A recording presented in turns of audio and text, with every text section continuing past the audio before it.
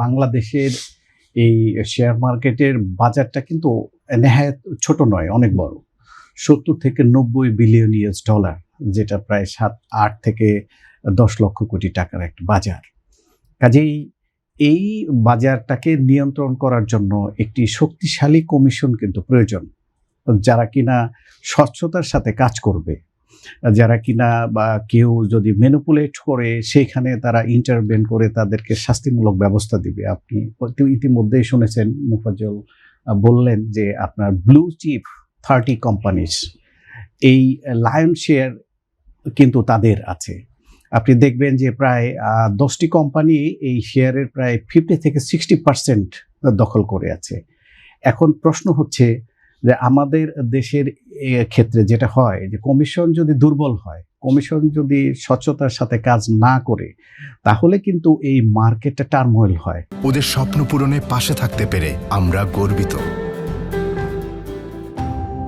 এবং অতীতে আপনি দেখে থাকবেন 1996 সালে যে স্টক মার্কেটের ধস হয়েছিল, সেটা ব্যাপক, এবং অনেক লোক তাদের কোটি কোটি টাকা সেখানে ইনভেস্ট করেছে এবং সেটার ভ্যালু এত কমে গেছে যে শেষ পর্যন্ত তারা আত্মহত্যা করতে বাধ্য হয়েছে। আমাদের এক্সপেকটেশন ছিল যে 1993 সালে এটি গঠন হলেও পর্যায়ক্রমে আস্তে আস্তে এইটি বিল্ড আপ করবে, শক্ত হবে। কিন্তু দুঃখজনক হলেও সত্য যে কোনো সরকারই এখানে স্বচ্ছতার সাথে দায়িত্ব পালন করতে পারে নাই।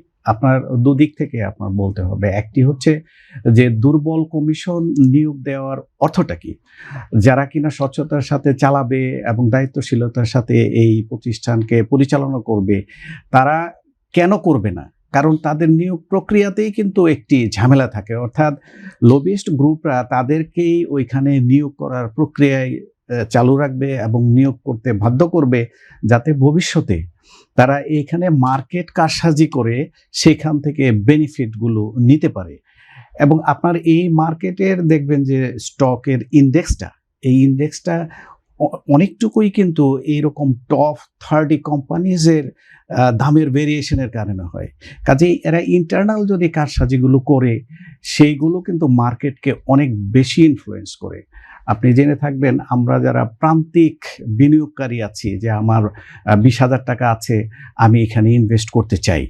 কাজে আমি চাইবো যে কোনটায়, যেখানে সিকিউরিটি আছে, আমার এই বিনিয়োগের সিকিউরিটি আছে, অর্থাৎ আমি যেটা কিনছি এর দাম যেন 20,000-এর নিচে না কমে যায়। ইন ফিউচারে এর ডিভিডেন্ড, এর রিটার্ন হয়ে ক্যাপিটাল বেড়ে বড় হবে।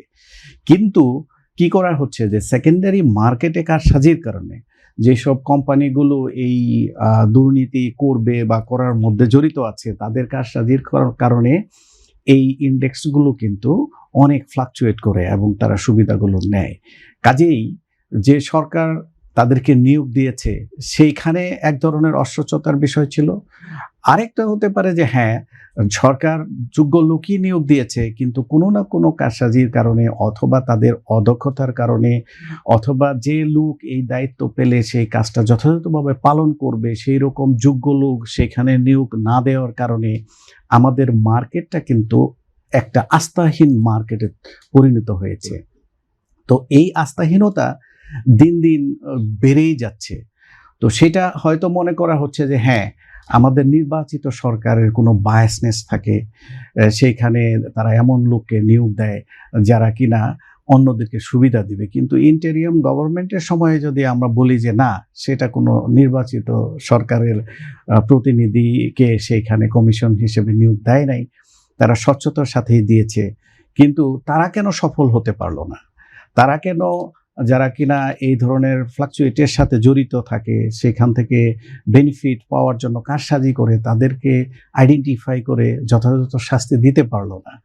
তো এইটাও কিন্তু এক ধরনের ব্যর্থতার কারণ হতে পারে, এইভাবে যে কোম্পানিগুলো তাদের কারসাজি এমনভাবে হয়তো করে থাকে যেটা কমিশনও কিন্তু সেখানে কোনো কিছু করার থাকে না। তাদের কাছে এমন কোনো সিস্টেম হয়তো নাই যে সিস্টেমের কারণে তারা প্রপারলি মনিটর করে আইডেন্টিফাই করে ব্যবস্থা নেবে।